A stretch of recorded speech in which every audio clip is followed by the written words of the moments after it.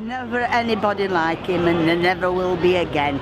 He laid the foundation for this wonderful team that we now have. Yeah, I think he's the best manager ever. I think it's part of what's made Manchester United what they are today.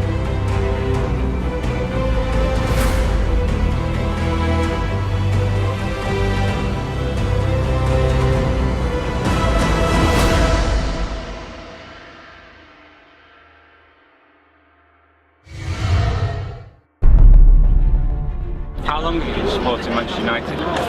About since I was 4. From being about 10-year-old, and I'm 70 this year. About 35 years. Since we were born. Well, I don't know about supporting them. I've been watching them since 1947 when I was in the forces, because I lived in the East Lancashire area, and coming back from the forces I just went to Main Road to watch United play on City's ground. What was the first ever game you went to? Stoke versus Man U, when they won 5-0. Sheffield Wednesday versus Manchester United, and it was away because my uncle played for Sheffield Wednesday, Edgar Packard, and I was told to sit down by my father and my uncle because we were in the Sheffield Wednesday end. I think mine was Sunderland in 2010. I can't remember mine. I rather think it was versus Burnley at Main Road. It was a game about, I think it was in the 98-99 season against Tottenham. Final game of the season when they won the league title. Andy Cole scoring a winning goal. Oh, it's Andy Cole. Can he get it over Walker? Cole, within 3 minutes of being brought on by Alec Ferguson. It's the goal that could mean the championship for Manchester United. What first attracted you to support Manchester United? Probably my dad. Why is that? Was Yeah. your dad a supporter? Yeah, well, my dad is a supporter, but his dad isn't. His dad supports City, but my dad supports United, so he's encouraged us to support them. Well, I was a little bit in love with Bobby Charlton, and I still am, truth known. He shouldn't have married Norman, he should have married me. And David Pegg was from Doncaster, and then Tommy Taylor and Mark Jones and them. Probably like the players at the time, like they were really good, like Ronaldo and like Rooney and like Tevez, but not anymore. I don't like Not them. anymore. No. Well, it was just that I was in the forces doing national service, and I had the only place I could get to for football was to Sheffield or to Manchester. I went to Manchester, and Busby was just building a wonderful team. It was the players at the time who were playing. It was around the era of Brian Robson and those kind of players. Oh, Bobby. Never anybody like him, and there never will be again. Fantastic. Although I do love Scholesy, I do still love Mark Hughes, and I'm quite partial to Phil Jones now, and I love to watch Valencia flying up and down. He's a beautiful boy. Van Persie. Carrick. And why is Van Persie your standout player, Hayden? Because he creates so much things and he's got such an ability to score. Probably Eric Cantona. I think he had something special about him. He had a certain gift, which I think the other players, he made other players around him perform. And Hudson, why is Carrick a standout player for you? Because he's always looking up when he gets the ball. Standout player, without a doubt, was Johnny Carey. Johnny Carey was on the books of United pre-war. The war took a lot of his good years, but he was captain of Man United.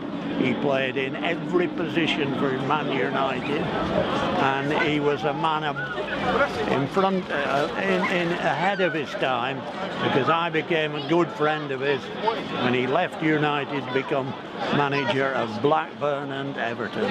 Johnny Carey, without a doubt.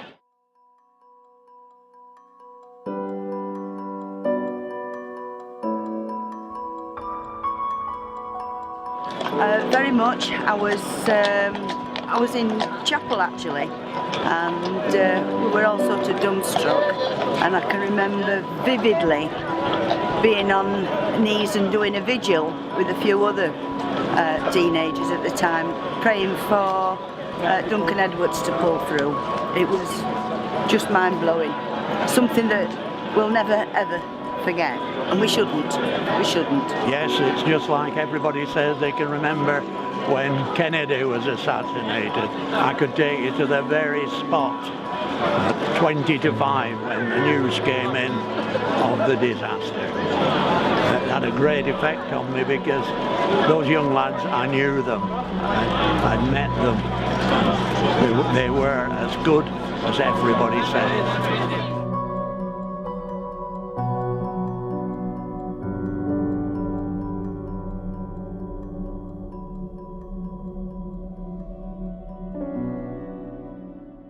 Yeah, I think it's very interesting. I think it's part of what's made Manchester United what they are today, in terms of the global recognition and the love that people have for them throughout the world. Oh, they were just fantastic, and that was the crying shame, because we'll never know, ever know, how far they could have gone. And I mean, I love the babies now, but because they're all my babies, but yeah, they were just a generation lost. He was just superb. He, along with Jimmy Murphy and varying other staff that he built together, he laid the foundation for this wonderful team that we now have. I think the team we have now was probably better, just because of how many good players we have in the squad. I'd prefer to bring through the academy than to just buy them from other clubs. Next experience you had supporting Manchester United? I suppose when I came with my son. Probably when I went with my dad to watch the Arsenal match when we drew 0-0 and then we won the title. Definitely the treble. I was at when they won the cup, and of course I couldn't get a ticket to go to Barcelona, could I? But I was in the living room, and my husband told me to sit down. I was going to injure myself, and the year that we did the treble. There's so many. I've watched games, but there's two. One was in somebody's house watching the famous win at the Bernabeu when we scored twice. That was on television. But the other one was I was a referee, and I refereed and ran the line at all levels, and I was linesman on the last derby match that Man United played, the Busby Babes played in December '57, just before the crash. And the line I was patrolling as a linesman, I was in the immediate vicinity of Roger Byrne and Duncan Edwards. That was my greatest experience.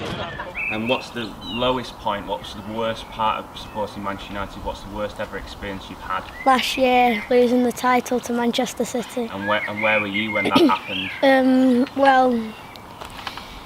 Well, in the house watching it, and then just went upstairs when it had happened.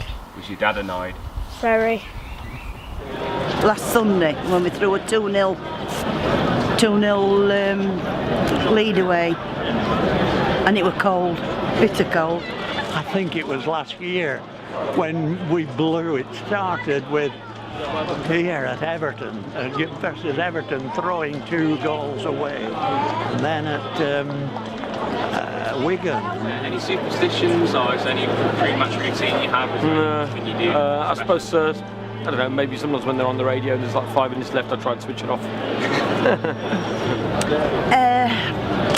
Right, coming in at various spots, there's McDonald's and we have to shout game on, and then there's some load of steps and we all sing the Rocky tune, and various little things like that. I always wear the same gear from skin outwards, although I do wash them in between times.